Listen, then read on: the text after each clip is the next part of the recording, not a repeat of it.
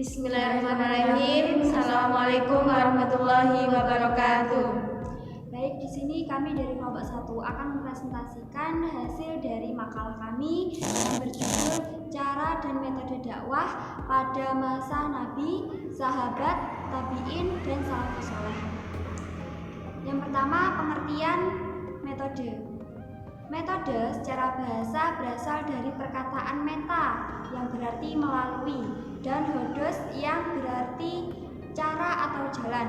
Dapat disimpulkan bahwa metode adalah suatu cara atau jalan yang ditempuh seseorang untuk mencapai tujuan tertentu. Yang kedua, pengertian dakwah. Dakwah secara bahasa berarti mengajak. Ada beberapa pengertian dakwah. Yang pertama, an-nida, yang berarti memanggil atau menyeru. Yang kedua, berarti membela atau membenarkan, baik membela yang benar ataupun yang positif dari yang negatif. Yang ketiga, suatu usaha berupa perkataan atau perbuatan untuk menarik seseorang kepada suatu ajaran agama tertentu. Yang keempat, berarti doa, berarti permohonan. Dan yang kelima, berarti mengajak, yaitu mengajak kepada mad'u untuk mengikuti apa yang telah disampaikan oleh dai.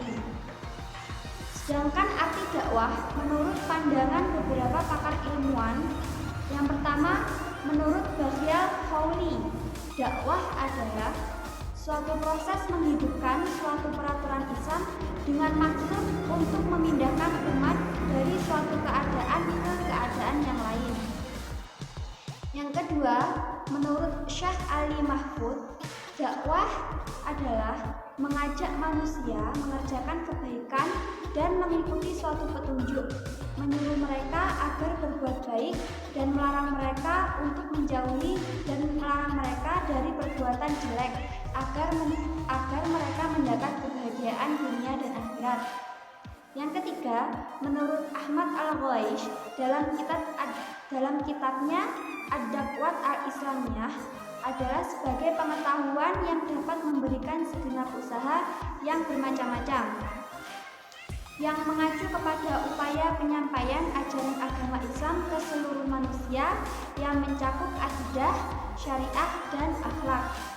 Dapat disimpulkan bahwa dakwah adalah suatu ajakan, seruan, undangan, atau doa yang dilakukan oleh seorang muslim atau suatu kelompok yang ditunjukkan kepada orang lain agar mereka memahami, menghayati, dan mengamalkan ajaran agama Islam. Yang ketiga, pengertian metode dakwah.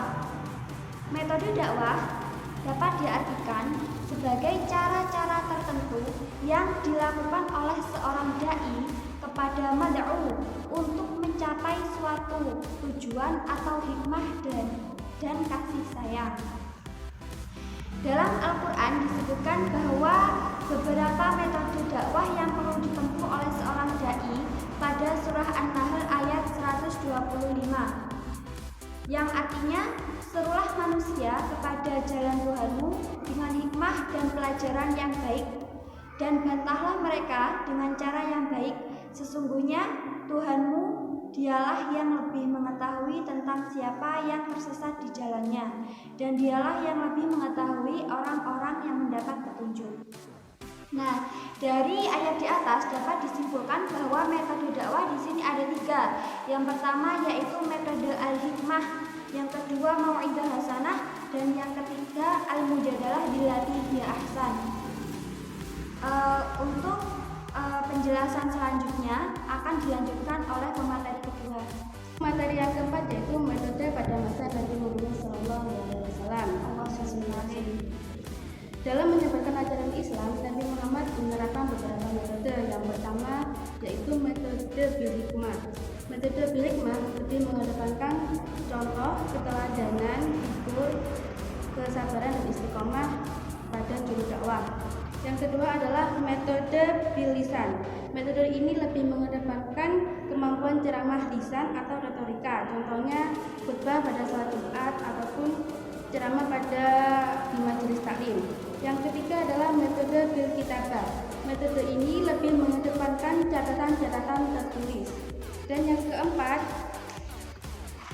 yaitu metode bilhal. Metode ini lebih mengedepankan perbuatan atau bantuan nyata, bisa berupa material, tenaga, ilmu, dan sebagainya. Contohnya aktivitas dakwah bilhal yaitu zakat atau sedekah. Yang kelima yaitu metode bil mujadalah. Metode ini sering disebut dengan diskusi, dialog, atau talk show. Metode ini bagus digunakan untuk sharing pendapat tentang satu masalah dan mencari solusi. Yang kelima yaitu metode dakwah pada masa sahabat.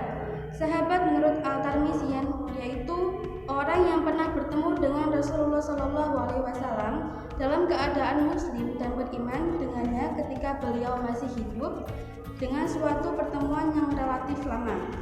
Dengan demikian dapat disimpulkan pengertian sahabat adalah orang yang pernah bertemu dengan Nabi, beriman kepada beliau serta apa yang dibawanya dan mati dalam keadaan muslim dan beriman. Metode dakwah pada masa sahabat. Metode yang telah dilakukan Khulafaur Rasyidin dalam berdakwah ada 3. Yang pertama yaitu lisan. Cara berdakwah yang dilakukan Khulafaur Rasyidin dengan lisan atau ucapan antara lain yang pertama metode ceramah.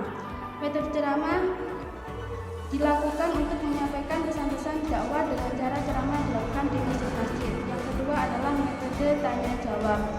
Metode tanya jawab adalah metode yang dilakukan dengan menggunakan tanya jawab untuk mengetahui sejauh mana ingatan atau pikiran seseorang dalam memahami atau menguasai materi dakwah, di samping juga untuk merangsang perhatian mad'u.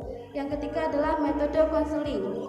Pada masa Khulafaur Rasyidin, para khalifah mengajarkan secara langsung cara membaca Al-Quran, tata cara wudhu, sholat, dan cara-cara lainnya dalam hal apapun yang dirasa belum diketahui oleh umat. Yang keempat adalah metode diskusi. Misalnya Abu Bakar, beliau berdiskusi dengan Cyrus, pemimpin Romawi, dan terjadi kesempatan untuk berdamai. Yang kelima adalah metode propaganda. Di dalam proses dakwah pasti terdapat unsur propaganda guna untuk mempengaruhi seorang mad'u. Untuk cara yang kedua yaitu tulisan. Cara berdakwah yang dilakukan Khulafaur Rasyidin dengan tulisan antara lain yaitu metode karya tulis. Metode karya tulis dengan dikumpulkan lembaran-lembaran sebagai mushaf, dan masa Khalifah Utsman bin Affan dibuka menjadi Al-Quran. Dan yang kedua adalah metode korespondensi, yaitu sebelum barang dikirim ke daerah-daerah yang akan didakwahi, terlebih dahulu dikirim surat sebagai pengantar. Cara yang ketiga adalah perbuatan. Cara berdakwah yang dilakukan Khulafaur Rasyidin dengan perbuatan antara lain yang pertama metode misi atau bi'tsah. Penyebaran agama Islam ke berbagai wilayah dilakukan dengan cara mengutus para dai. Apabila yang menentang atau memberontak, maka dilakukan peperangan atau jihad. Dan yang kedua adalah metode ekspansi. Penyebaran agama Islam dilakukan dengan cara ekspansi atau perluasan wilayah. Dan yang ketiga adalah metode kelembagaan. Pada masa Khalifah Umar bin Khattab sudah mampu mengatur dalam sebuah kelembagaan yang disebut Baitul Mal yang berfungsi sebagai tempat penyimpanan harta kekayaan negara. Dan yang keempat adalah metode keteladanan. Para Khulafaur Rasyidin memiliki sifat yang cerdik, pandai dan adil, dermawan dan bijaksana dalam mengambil keputusan. Dan yang kelima adalah metode silaturahim.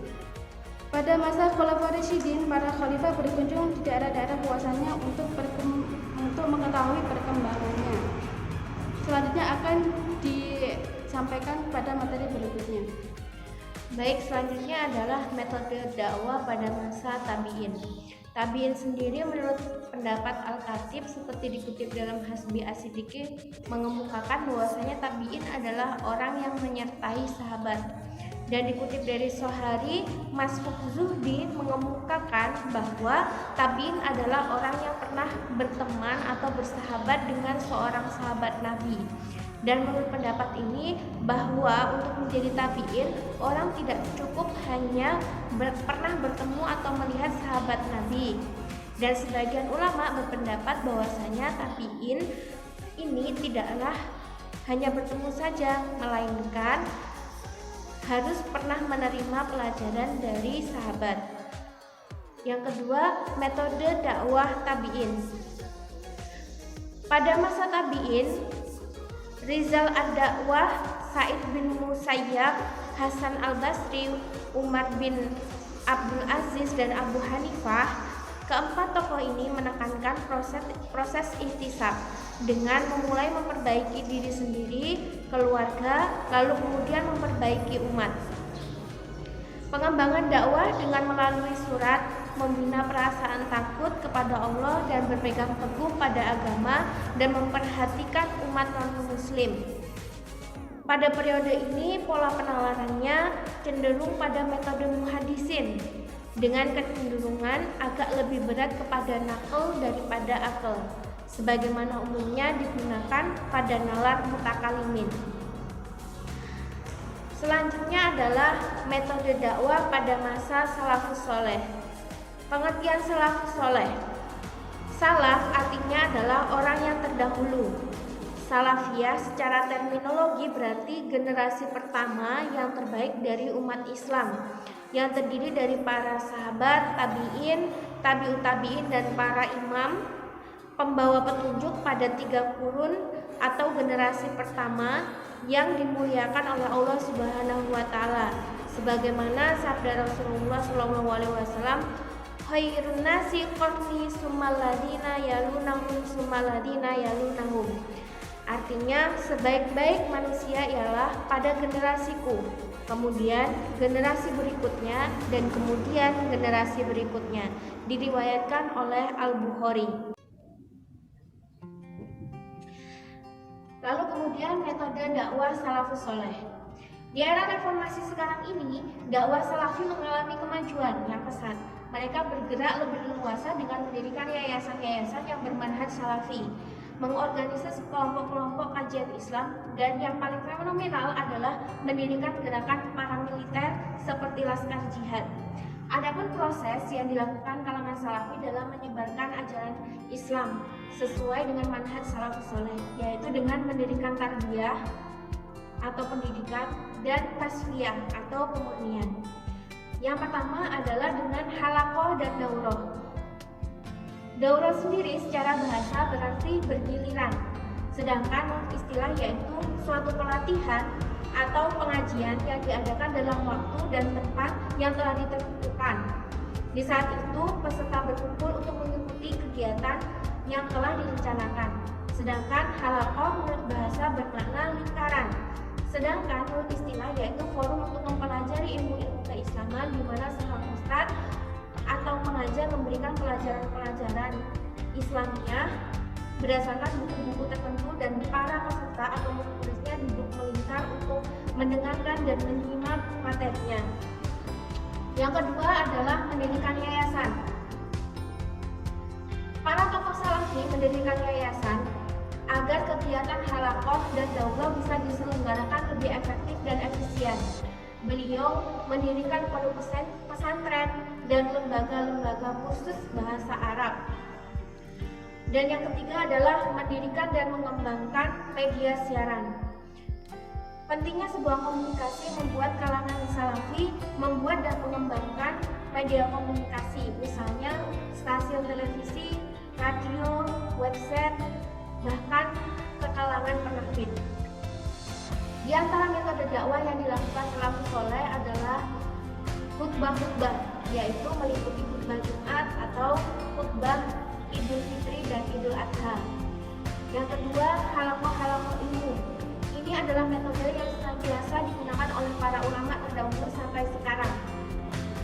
Dan yang ketiga adalah fatwa ulama. Dengan cara ini, segenap kaum muslimin juga dapat menyampaikan segala macam problem yang mereka hadapi, baik yang berkaitan dengan masalah agama maupun masalah dunia. Fenomena perkembangan pesat dakwah salafi pasca tumbangnya rezim Soeharto 98 menandakan bahwa benih-benih radikal fundamental yang ada di era-era saja tanpa bekas. Justru mereka membuat lembaga-lembaga yang khusus bergerak di bidang dakwah dan juga pendidikan. Ajaran-ajaran yang dikembangkannya pun tidak pernah dicurigai oleh pemerintah yang sedang berkuasa. Dan para salafi seperti menemukan sebuah kebebasan yang selama ini terbelenggu. Mereka masif mendirikan yayasan, pondok pesantren, bahkan lembaga-lembaga, rumah sakit, dan penerbitan untuk menyebarkan dakwah Islamiyah. Dan tidak sedikit pula hasil-hasil diskusi, ceramah, dan debat disimpan dalam bentuk kaset, CD, dan DVD, bahkan di-up di media sosial seperti Instagram dan YouTube. Dengan disertai dan dibimbing oleh pendanaan yang melimpah, proses penyebaran ajaran-ajaran salafi berjalan tanpa kendala. Mereka pun tidak sedikit menjadi tokoh utama bagi para peneliti yang akan menyelesaikan program studinya, mulai dari makalah, artikel, jurnal, tesis, hingga disertasi. Dan pro kontra di antara sesama salafi dan antara pendukung dan penentang menambah semakin berkibarnya dakwah salafi. Baiklah, sekian presentasi dari kami. Apabila ada yang ditanyakan atau kurang dipahami, silakan ditanyakan. Dari kami, terima kasih. Wassalamualaikum warahmatullahi wabarakatuh.